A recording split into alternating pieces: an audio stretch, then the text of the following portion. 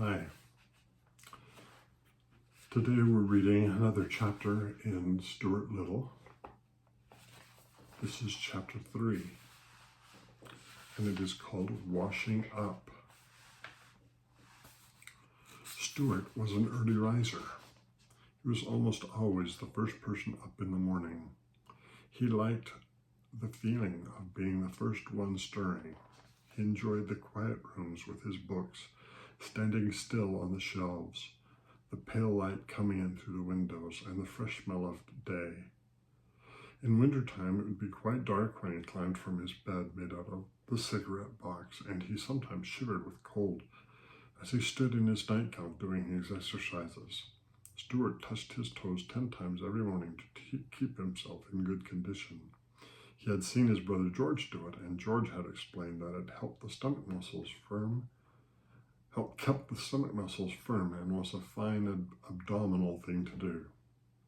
After exercise, Stewart would slip on his handsome wool wrapper, tie a cord tightly around his waist, and start for the bathroom.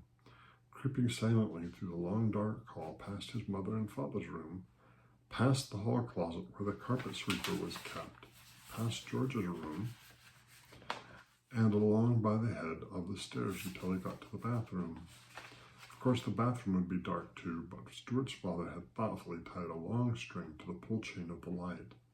The string reached clear to the floor by grasping it up as high as he could, and throwing his whole weight on it, Stewart was able to turn on the light. Swinging on the string this way, with his long bathrobe trailing around his ankles, he looked like a little old friar pulling the bell rope in an abbey. To get to the wash basin, Stewart had to climb a tiny rope ladder for which his father had fixed for him. George had promised to build Stewart a special wash basin, only 1 inch high and with a little rubber tube through which water could flow, but George was always saying that he was going to build something and then forget about it. Stewart just went ahead and climbed the rope ladder to the family wash basin every morning to wash his face and hands and brush his teeth. Mrs. Little had provided him with a doll-sized toothbrush, a doll-sized cake of soap, a doll-sized washcloth, and a doll's comb, which he used for combing his whiskers. He carried these things in his bathrobe pocket, and when he reached the top of the ladder, he took them out and laid them neatly in a row, and set about the task of turning the water on. For such a small fellow, turning the water on was quite a problem. He had discussed it with his father one day after making several unsuccessful attempts. "I can get up on the faucet all right," he explained, "but I can't seem to turn it on because I've got nothing to brace my feet against." "Yes, I know," his father replied. "That's the whole trouble."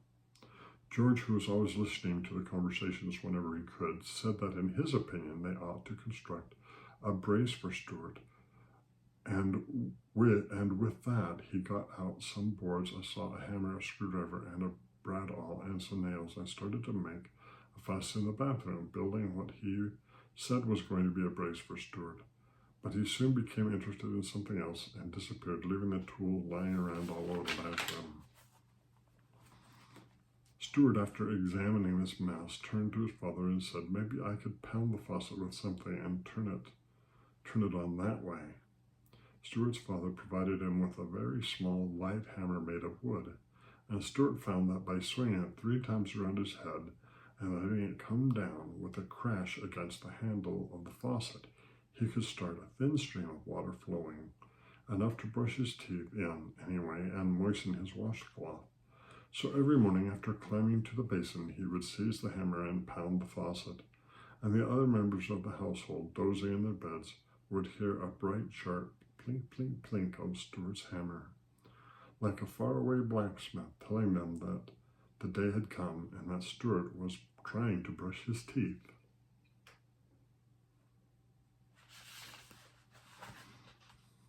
The end of chapter 3.